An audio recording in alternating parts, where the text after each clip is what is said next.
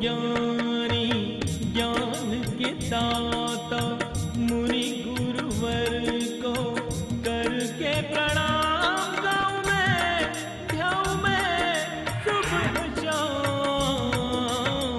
पुलक सागर एक नाम पुलक सागर एक नाम।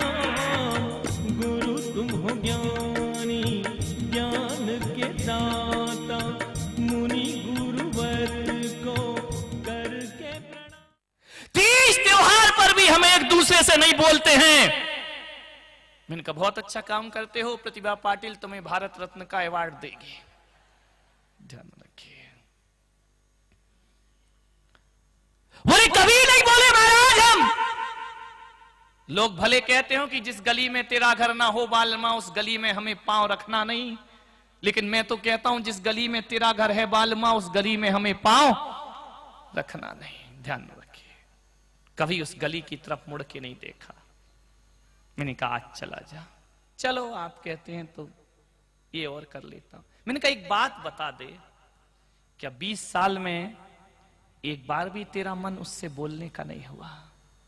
आंख भर आई उसकी महाराज। कई बार मन होता है, और लगता है कि छोटी सी जिंदगी क्यों ये तकरार पाल रहा हूं। सारी समाज में मेरी इज्जत है, प्रतिष्ठा है, लेकिन घर पर दृष्टि डालता हूं तो नरक जैसा वातावरण लगता है।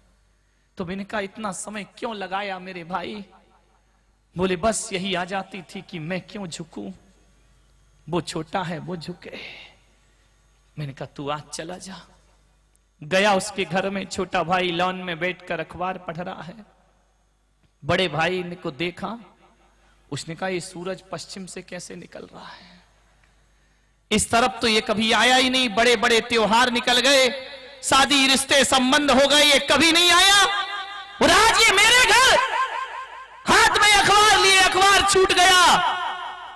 भाई जाकर के बाजू में खड़ा हुआ, कुर्सी से वो भी खड़ा हो गया। उसने कहा कि तुम कैसे? बोले भाई महाराज ने कहा है। अकड़ तो वही रहेगी। क्या कहा है कि संवत्सरी का समय बीता है, पर्युषण पर्व बीत गए, तेरे परिवार का भोजन मेरे घर में होगा। बोल भाई तू आएगा या नहीं आएगा? छोटे भाई के हाथ से अखबार छूटा, खड़ा हुआ और भाई के पैरों में गिर पड़ा। भाई ने लिया और अजान बाहुओं में भर लिया, आलिंगन बद्ध कर लिया। दोनों भाई एक दूसरे के गले मिल गए। झरझर आंसू बहे, झरझर आंसू। 20 साल की जो भीतर दबी हुई भावनाएं थी, आंसू की धाराओं में फूट गई। दोनों ने एक दूसरे के कंधों को गीला कर दिया। रो रो कर सिसकियां बन गई कि भाई काश ये समय 20 साल पहले आ जाता तो आज ये नरक सा जीवन हम नहीं जी रहे। ये नजारा मिला है हमें 20 साल में पहली बार। दोनों ने जी भर के सिसक सिसक के रो लिया, हिचकियां भर ली। भाई एक छोटी सी बात में 20 साल हम एक दूसरे से नहीं बोले। क्या जिंदगी हमने बिताई है। रो पड़े दोनों भाई झरझर करके आंसू। बोल भाई तू आएगा या नहीं आएगा? बोले मैं जरूर आऊंगा भैया।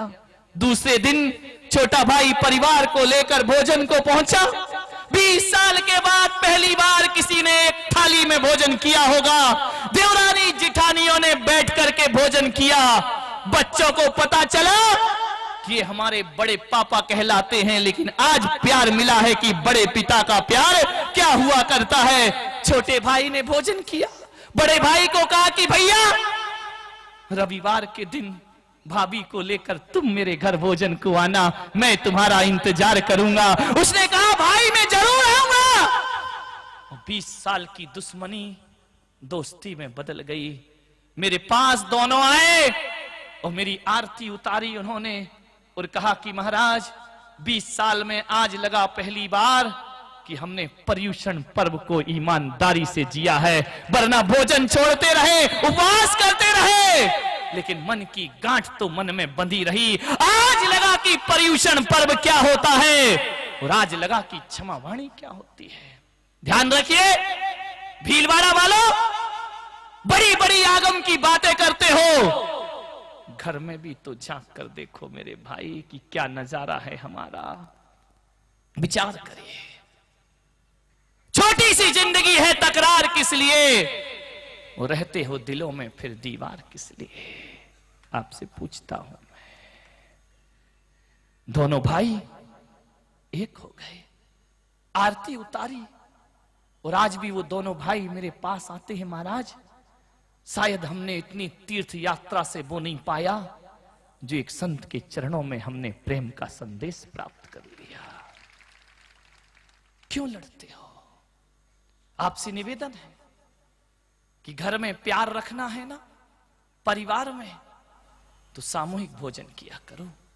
एक थाली में बैठकर पूरा परिवार खाएगा, और बूढ़े माँ बाप जब पूरे परिवार नाती पोतों को एक साथ खाता देखते हैं, तो मैं कहता हूं कि जो सुकून सम्मेत शिखर की यात्रा से नहीं मिलता, वो सुकून घर के प्यार से मिला करता है। एक साथ बैठ करके भोजन करिए। यदि घर में प्रेम रखना है तो एक साथ भोजन करो, और समाज में प्रेम रखना है तो मंदिर में सामूहिक एक साथ भजन किया करो, समाज में प्रेम रहेगा। मंदिर में भजन करोगे तो समाज का प्रेम बढ़ेगा, और घर में सामूहिक भोजन करोगे तो परिवार का प्रेम बढ़ेगा। भीलवाड़ा वालों, बड़ी आशाएं लेकर आया हूं कि वो दो भाई तो मिल गए, इस भीलवाड़ा के दिगंबर और श्वेतांबर भी मिल जाए तो मेरा आना यहां पर सार्थक हो जाएगा, सफल हो जाएगा। अरे सामूहिक महावीर जयंती करोगे तो समाज का प्यार बढ़ते चला जाएगा। अरे वो दकुआ न्यूसी बातें निकाल दो दिल से कि कौन दिगंबर और कौन श्वेतांबर। अरे दिगंबर और श्वेतांबर ऐसे दो शब्द हैं, इन्हें किसी डस्टबिन में डाल दो तो मैं कहता हूं कि जैनों की ताकत से बड़ी कोई ताकत दुनिया में ना होगी। लेकिन तुम एकता का पाठ तो पढ़ो मेरे भाई, जरा गले मिलने का प्रयास तो करो। हरे बिछड़ने से, नफरतों से तो ध्यान रखिए, पानी भी महंगा हो जाता है और प्यार से तो अमृत भी सस्ता हो जाया करता है, इतना ध्यान रखिए। मोहब्बत का निर्माण करो। यहां पर मैं आशा लेकर आया हूं, छोटी छोटी बातों में समाज बटे ना, क्योंकि ये छोटे छोटे बंटवारे समाज के लिए बड़े घातक बन करके खड़े हो गए। प्रेम से जियो मेरे भाई। महिलाओं से निवेदन है कि घर में जो भी भोजन बनाओ, अरे मिर्च मसाला कम हो तो चलेगा, लेकिन प्रेम कम नहीं होना चाहिए। ध्यान रखिए, प्रेम की चटनी रोटी भी बहुत स्वादिष्ट होती है और नफरतों के 56 भोग भी बेकार हुआ करते हैं। साधु तुम्हारे घर भोजन लेता है, उबला हुआ भोजन खाता है, आपको प्रसाद बड़ा स्वादिष्ट लगता है, क्योंकि उसके भोजन में मिर्च मसाले कम और भक्ति और प्रेम का मसाला ज्यादा हुआ करता है। ध्यान रखिए, एक मां भोजन बनाती है तो बड़ा स्वादिष्ट है, पत्नी का उतना स्वादिष्ट नहीं, क्योंकि पत्नी क्या करती है कि पति आया तो मसाला चम्मच में और देवर आया तो मसाला नीचे।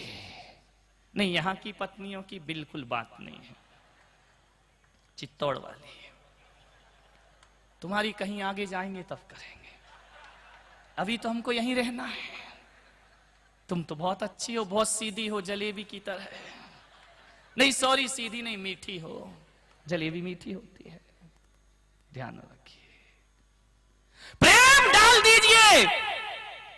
आपके घरों में मिर्च मसाले के डिब्बे रखे हैं जिसमें चिट लगी है जीरा, धनिया, गरम मसाला, मिर्ची।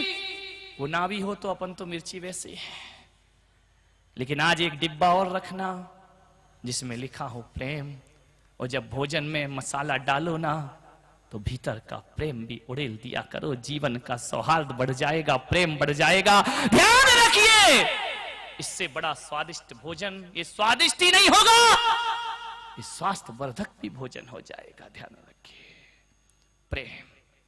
सामूहिक भोजन करिए, रोज ना कर सको, संडे के संडे पूरा परिवार एक साथ भोजन करे।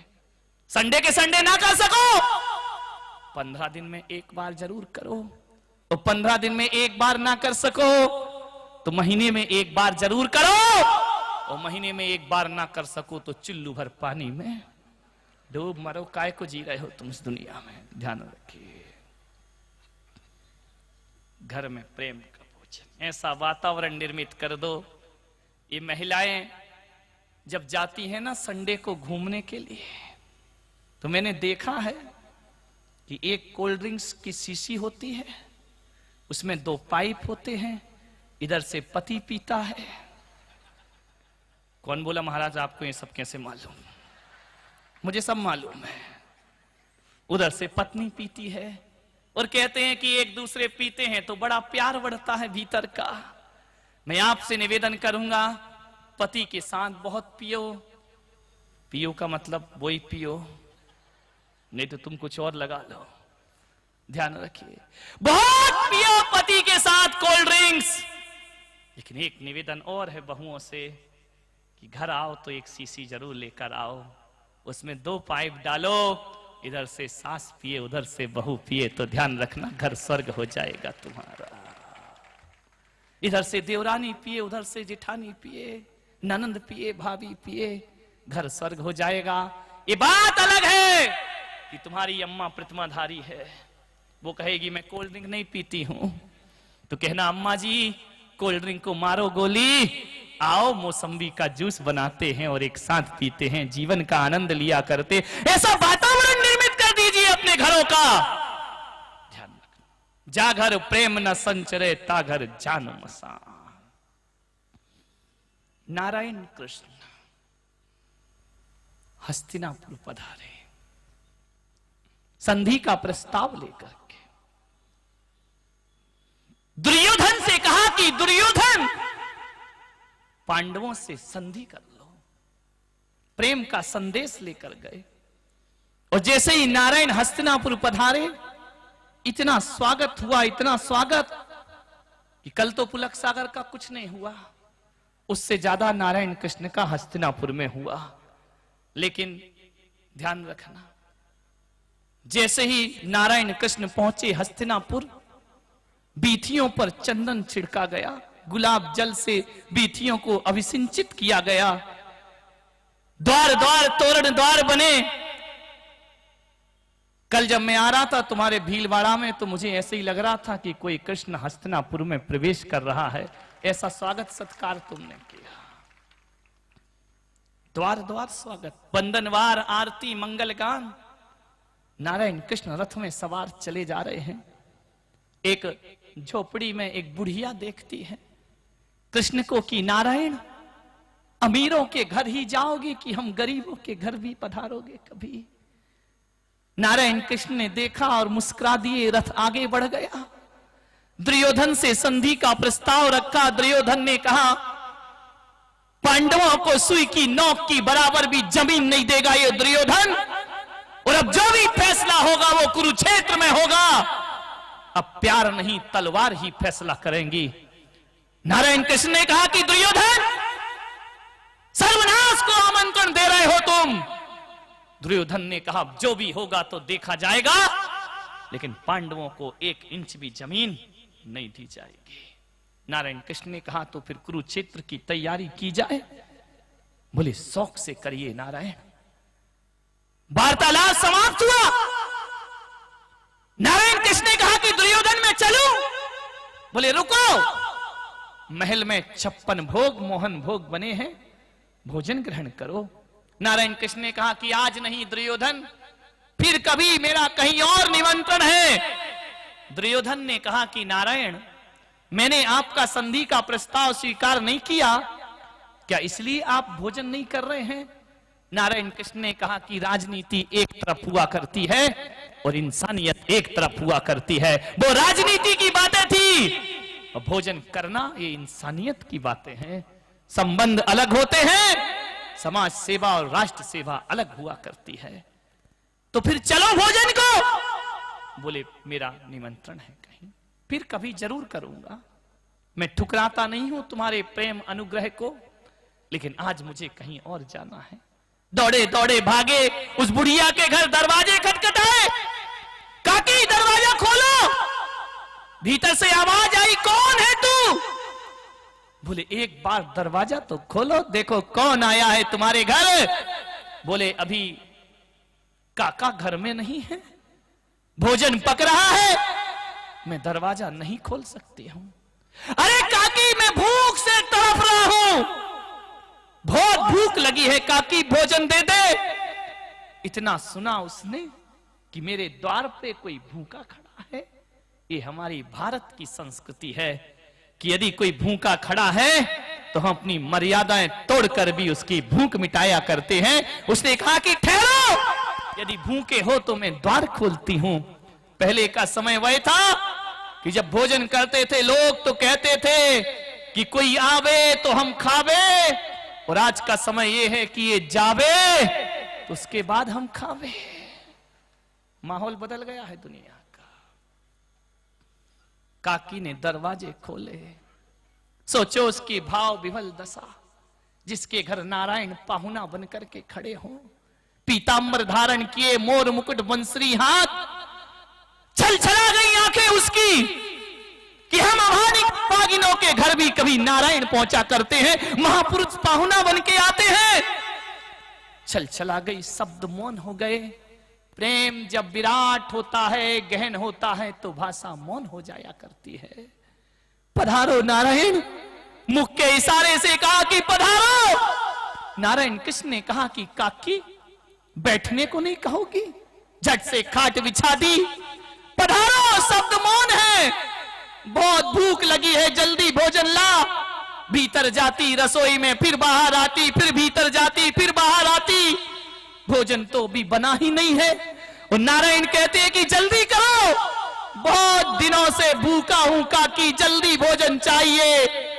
भूल जाते हैं लोग नवदा भक्ति भी करना, लेकिन वहां फिर गणित नहीं लगाया जाता है, आंखों में प्रेम देखा जाता है और भोजन ग्रहण कर लिया जाता है। ध्यान रखिए, ये संत की भावना हुआ करती है। विदुर ने कहा कि ये क्या करती है तू? एक केला छीला, नारायण को दिया, केला फंस गया, थूक दिया कृष्ण ने। तो विदुर जी ने कहा कि क्या हुआ, इसमें क्या दिक्कत आ गई?